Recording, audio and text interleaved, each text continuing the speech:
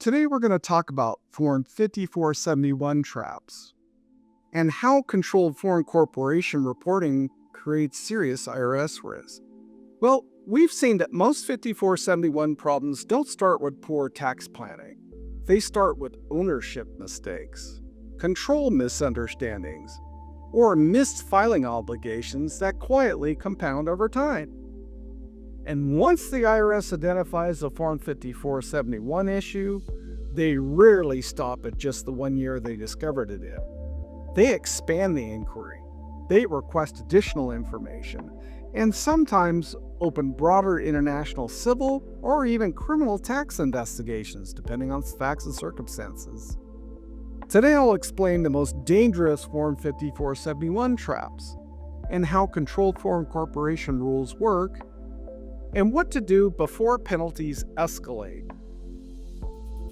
Hi, I'm David W. Klossing. I'm a dual-licensed tax attorney CPA, and for nearly 2 decades, I've helped taxpayers navigate international tax compliance, offshore income tax reporting, and IRS investigations, civil and criminal. Form 5471 issues can quickly escalate, especially when ownership and reporting rules are misunderstood. So, let's start with the basics. What is a controlled foreign corporation? A controlled foreign corporation, or CFC, exists when U.S. shareholders own more than 50% of a foreign corporation. But here's the trap. Ownership is not limited to direct ownership for this purpose.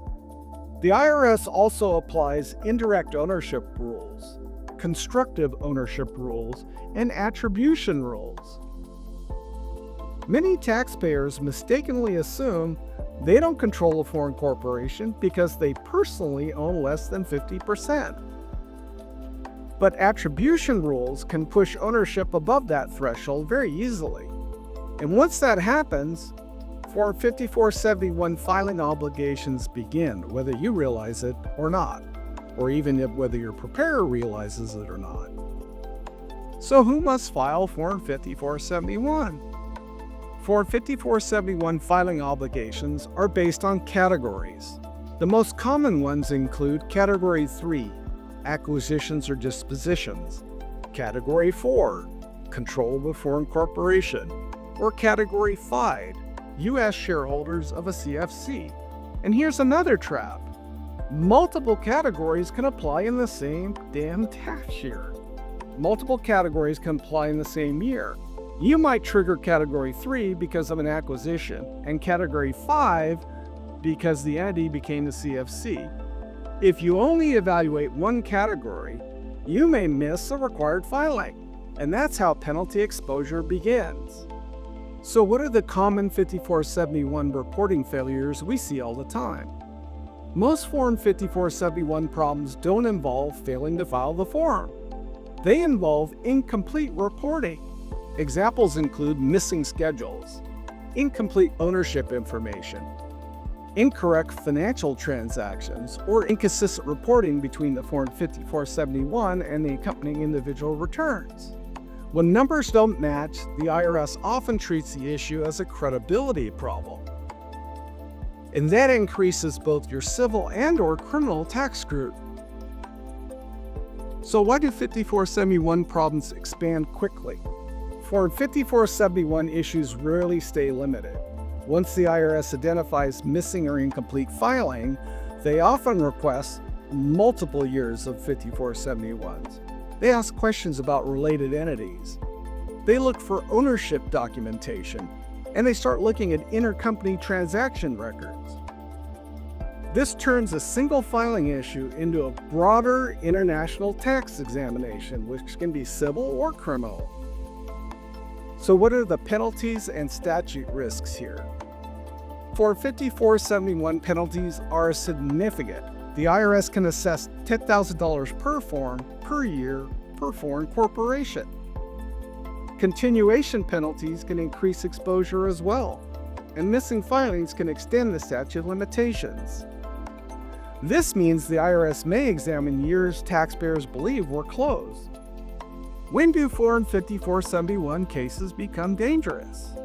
Well, most Form 5471 cases remain civil, admittedly, but they can become dangerous when documentation is inconsistent, or when records are created after the fact, backfilled ownership records, for example, reconstructed financials, or inconsistent explanations can shift a civil compliance issue into a criminal tax and foreign information reporting fraud exposure issue.